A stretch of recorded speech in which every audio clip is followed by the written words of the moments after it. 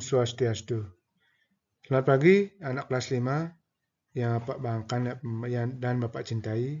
Semoga anak dalam kesempatan pagi hari ini dalam keadaan yang sehat walafiat dan selalu dalam lindungan Ide Sang Dewasa dan selalu bergembira dan siap untuk mengikuti pembelajaran pada pagi hari ini. Jadi Pak Rakan siapkan alat tulisnya, pensil dan atau pulpen dan buku untuk mencatat hal-hal yang perlu Anda catat di buku tulisan. Oke, lanjutkan.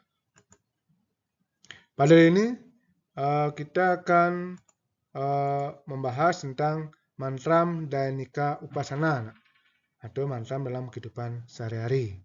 Jadi sebagai umat Hindu, anak perlu mempelajari mantram-mantram dalam kehidupan sehari-hari yang bisa anak gunakan dalam setiap kegiatan dan aktivitas anak-anak.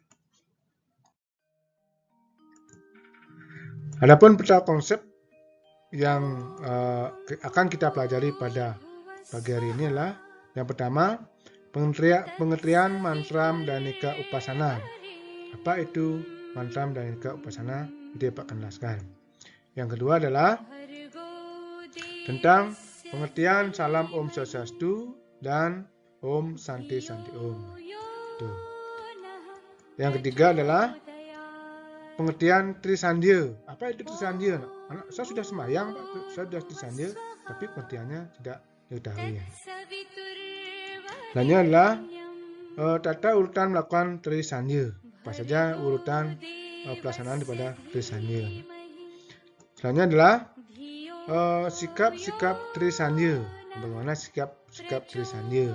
Itu perlu anak perhatikan supaya bisa melakukan persembahyangan atau Trisandya dengan baik. Dah, lanjutkan. Pertama adalah pengertian Dainika Upasana. Dainika Upasana merupakan doa sehari-hari yang wajib dipahami, diucapkan setelah digunakan dalam kehidupan sehari-hari oleh umat Hindu. Jadi Dainika Upasana adalah doa sehari-hari yang wajib anak pahami. Contohnya doa makan, doa sebelum tidur, doa sebelum belajar, dan doa sebelum bekerja, dan masih banyak lagi doa-doa yang lain yang perlu anak pelajari dan perlu anak pahami. Selanjutnya, sekarang contoh doa sehari-hari. Sekarang sebenarnya mantram Panganjali dan mantram dan Paramasanti. Panganjalinya Om Swastiastu, kalau Paramasanti Om Santi Santi Om. Itu sudah anak biasa lakukan setiap hari. Yang kedua, mantram Trisandya. Itu sudah lakukan setiap hari. Mungkin di sekolah setiap pagi hari dan siang hari dan di rumah pada waktu sore hari. Yang ketiga, mulai suatu pekerjaan. Jadi sebelum anak bekerja, sebelum melakukan aktivitas, anak perlu melakukan doa supaya dalam melaksanakan pekerjaan anak menjadi lebih tenang dan pekerjaannya bisa diselesaikan dengan tepat waktu dan dengan baik tanpa ada halangan apapun.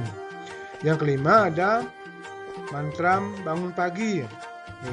Jadi sebenarnya doa tidur sebelum tidur juga ada. Jadi doa sebelum tidur dan doa bangun pagi. Yang kelima ada mantra membersihkan diri. Cuci tangan, cuci kaki, berkumur, gosok gigi, mandi, keramas dan sebagainya. Semua ada doanya. Sama dengan agama lain. Jadi agama kita, agama Hindu juga memiliki doa-doa dalam kegiatan sebelum kita berkegiatan untuk beraktivitas. Yang keenam adalah mantra waktu makan. Mulai makan atau selesai makan. Mungkin anak sudah ada yang tahu mantra sebelum makan dan selesai makan. Kalau sebelum makan apa? Om Anugraha Amatadi Sanjiwani ya nama suatu. Itu juga selesai makan kita juga harus berdoa. Yang ketujuh, mantra selesai bekerja. Pertama sebelum bekerja kita awali dengan doa atau mantra. Selesai bekerja juga seperti itu. Kita awali dengan akhiri dengan mantra. Kenapa kita berdoa? Karena sebagai wujud terima kasih kita karena pekerjaan kita sudah selesai dengan baik. Itu. Hanya lah. Ini ada. Ini Pak sudah nih. Sudah nih ya. Yang selanjutnya adalah pengertian salam Om Swastiastu dan Om Santi Santi. Om Swastiastu berarti semoga selamat di bawah ide Sang Dewasa atau Tuhan Yang Maha Esa. Jadi kita mengucapkan Om Panganjali Umat, Om Swastiastu berarti kita sudah mengatakan kita sudah berharap kita semuanya selamat dalam lindungan ide Sang Dewasa. Jadi kita setiap mengucapkan salam kita berdoa untuk keselamatan bersama. Yang kedua Om Santi Santi Om berarti semoga damai di hati, damai di dunia dan damai selamanya. Setelah kita melakukan aktivitas ditutup dengan permohonan santi, kita berharap semuanya baik-baik saja. Apa yang kita lakukan baik-baik saja, damai-damai saja, tenang-tenang saja, tidak ada halangan yang merintang, tidak ada masalah dan sebagainya. Itu pengertian dari Om Swastiastu dan Om Santi Santi Om.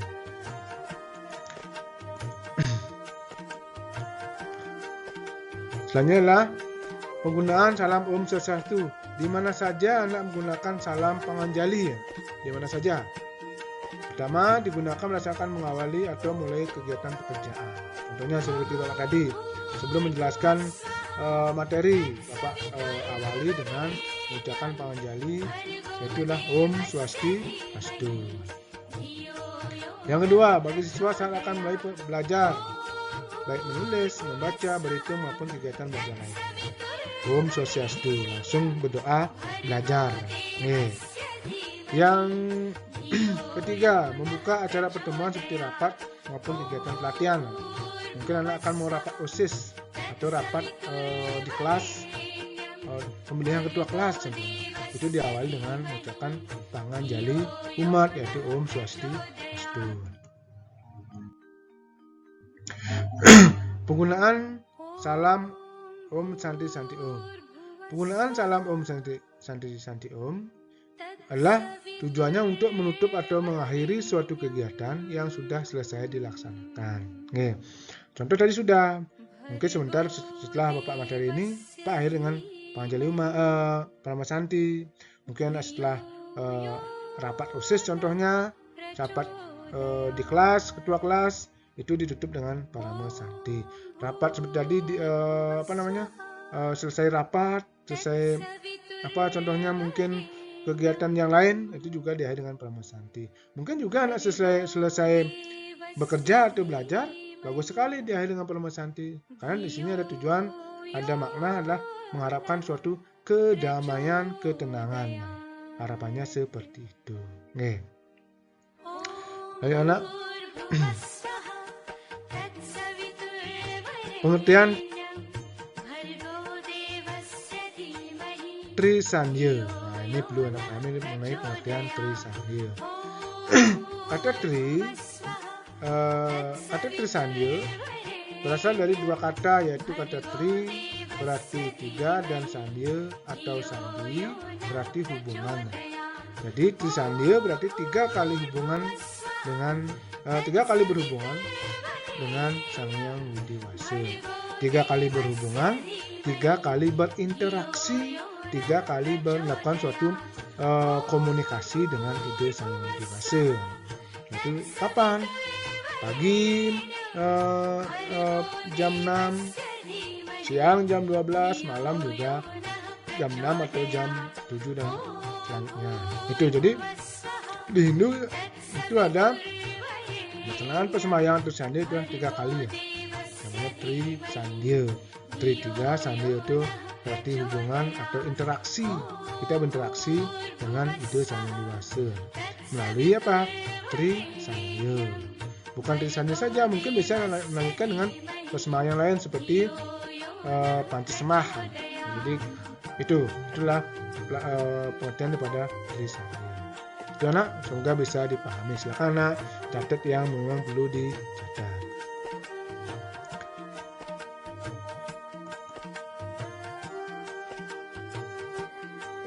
Nah, sekarang makna Trisanya. Trisanya dapat dimaknai sebagai sebuah proses penyucian diri untuk menghilangkan sifat-sifat negatif yang disebabkan oleh pengaruh guna dan meningkatkan sifat-sifat positif atau satwam dari diri manusia. Nih, jadi dengan kita Trisanya, nih, jadi kita mampu menghilangkan sifat-sifat negatif, sifat-sifat jelek, perilaku-perilaku jelek, perilaku-perilaku yang tidak baik itu dasa malu, terimalu dan sebagainya dalam diri manusia secara rohani. Nah, jadi dengan sembahyang kita akan membersihkan diri kita, menyucikan diri kita dari dalam diri kita sendiri ya. Kalau jasmaninya dengan apa anak bersihkan? Yaitu dengan air. Kalau rohaninya salah satunya dengan Trisanya. Ya, dengan Trisanya setiap hari diharapkan Tuhan memberikan sinar sucinya, vibrasinya kepada manusia, kepada diri kita, sehingga sifat-sifat negatif yang ada dalam diri kita atau pengaruh guna, satwam, rajas tamas itu bisa kita hilangkan dan muncullah perilaku satwam. Apa perilaku satwam? Adalah perilaku yang baik, yang ulas asih, cinta kasih, dan perilaku yang damai atau mencintai suatu kedamaian. Kalau rajas itu sifat aktif, reaktif, mungkin kasar. Kalau tamas adalah sifat yang pemalas. Itulah maka itu, marilah anak lakukan Trisanya setiap hari. Apalagi anak sudah kelas 5, sudah hafal itu mengenai melantunkan atau melafalkan mantra Trisanya. Itu kan?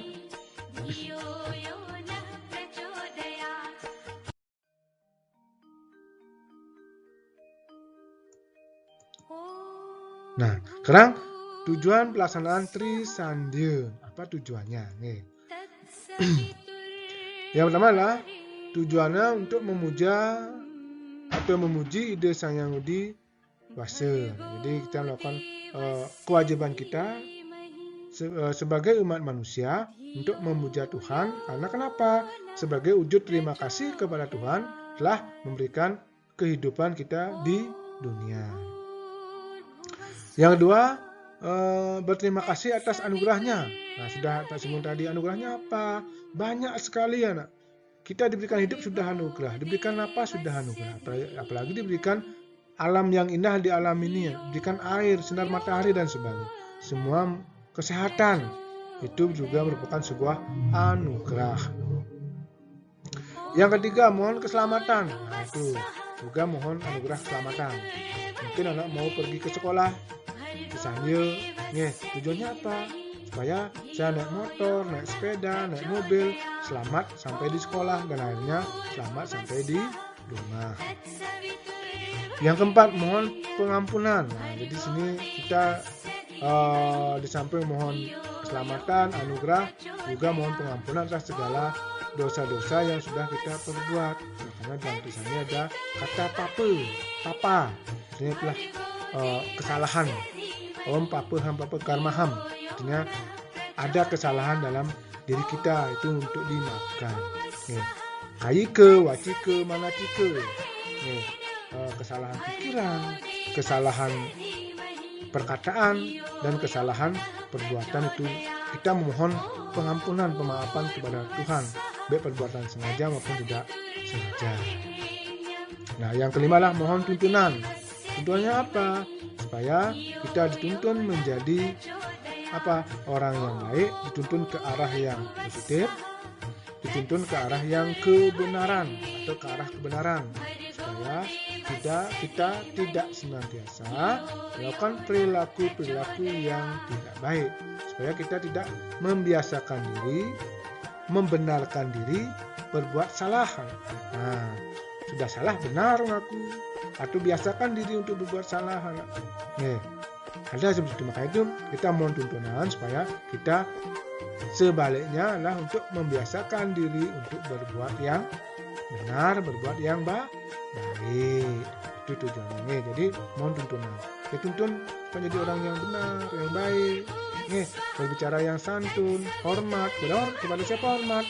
Kepada guru, kepada orang tua, kepada siapapun di lingkungan sekitar kita. Itu perlu kita mohon tuntunan kepada Tuhan. Lainnya adalah itu anak sudah.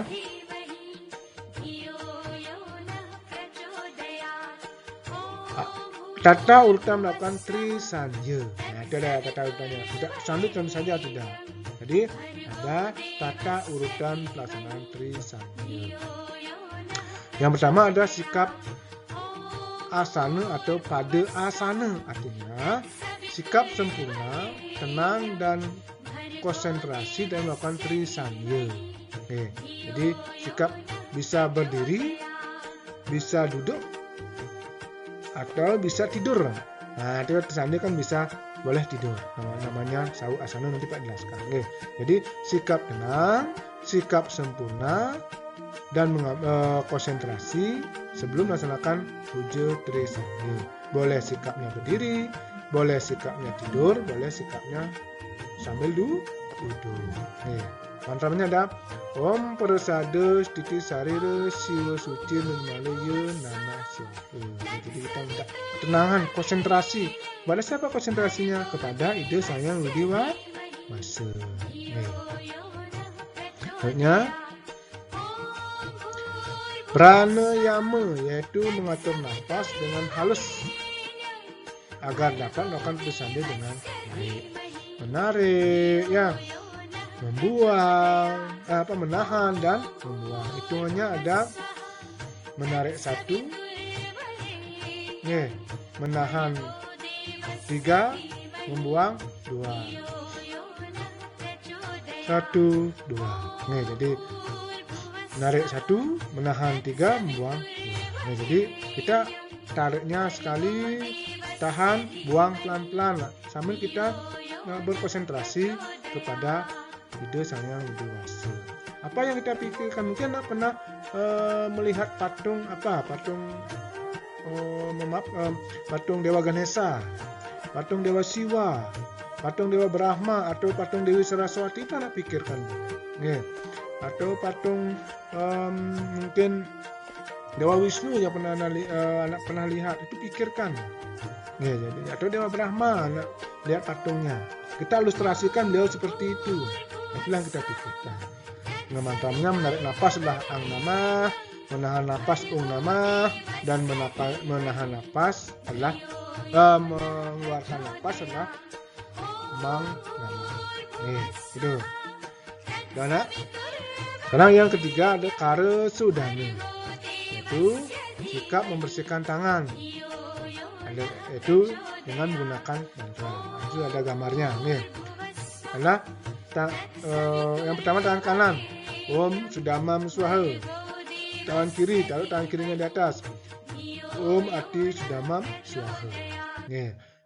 Itu dapat gambarkan, anak. Kara Sudana, Om Sudamam Swaha.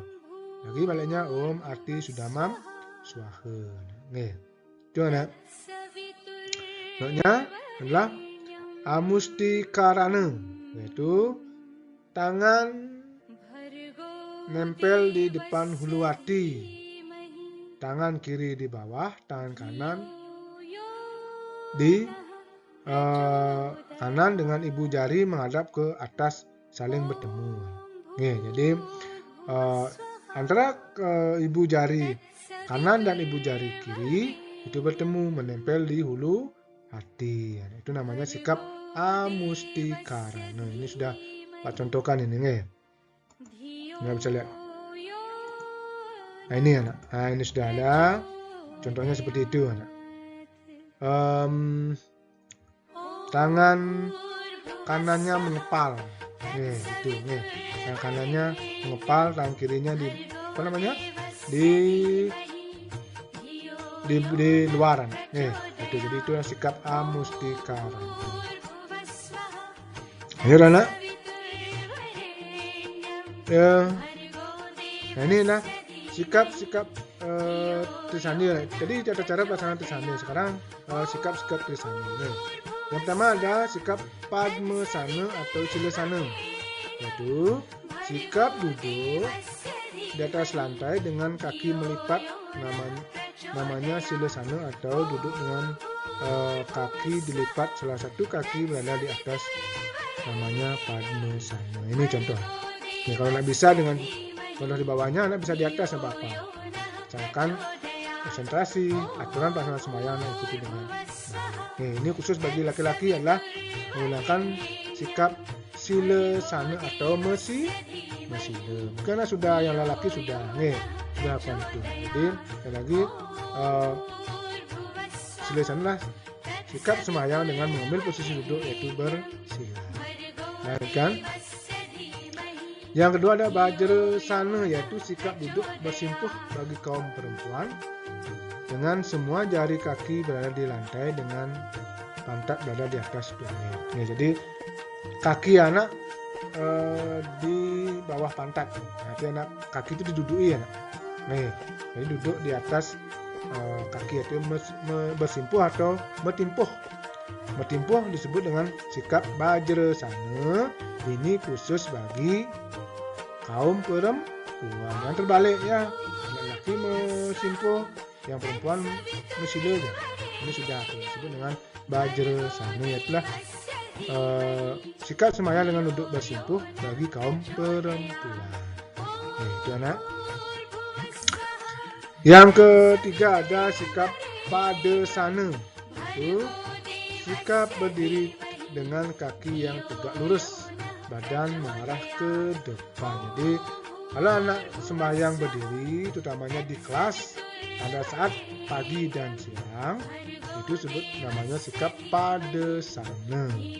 Itu berdiri tegak lurus, pandangan mengarah ke depan. Ini bagi kaum perempuan maupun kaum laki-laki sama. Boleh sikap dengan sikap berdiri. Jadi kalau duduk ya sesuaikan, yang perempuan bertimpuh atau Vajrasana, yang laki-laki mesila atau Silasana. Nah, yang keempat ada sikap Savasana, yaitu sikap tidur terlentang menghadap ke atas, tangannya sama di ulu hati mengambil amustika. Nah, kok bisa tidur Pak? Ini dilakukan oleh orang yang sedang sakit. Bagi anak yang sedang sakit, boleh sembahyang sambil tidur, namanya Savasana. Ini tidak mengurangi makna daripada persembahyang itu sendiri atau Trisandi itu sendiri, asalkan dilakukan dengan benar.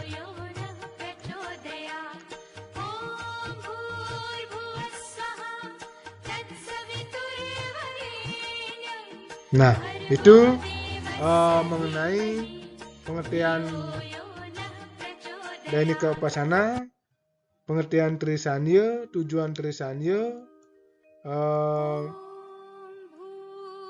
sikap-sikap Trisandya. Itu sudah Pak jelaskan. Mudah-mudahan bisa dipahami dalam video pembelajaran ini. Yang nanti Pak kirimkan tugas untuk anak, kirim di link yang sudah Bapak sediakan. Untuk hari ini Bapak akhiri di sini. Semoga apa yang Bapak sampaikan bisa anak pahami dan bisa dilaksanakan di rumah anak masing-masing, supaya menjadi anak yang baik dan benar. Jaga kesehatan, kita berdoa, rajin belajar. Semoga anak menjadi anak yang pintar, anak yang berbudi luhur yang tinggi, hormat pada orang tua, pada guru dan sesama. Akhir kata Pak akhir dengan Parama Santi. Om Santi Santi Santi Om.